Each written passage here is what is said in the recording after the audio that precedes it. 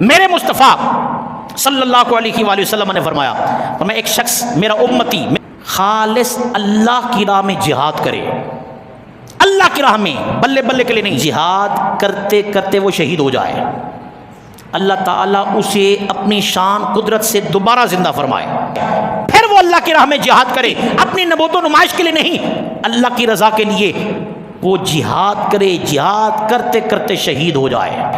یہ مثال دی جا رہی ہے۔ تیسری مرتبہ پھر زندہ فرمائے، پھر وہ تلوار اٹھائے، تیسری مرتبہ بھی وہ شہید ہو جائے، شہید ہو جائے۔ فرمایا اس وقت تک اس کی بخشش نہیں ہے جب تک اس پر جو قرضہ ہے وہ ادا نہ کیا جائے۔ ہمارے یہاں ایسا نہیں ہے، ہم تو قرضہ لیتے اس لیے سے دینا ہی نہیں ہے۔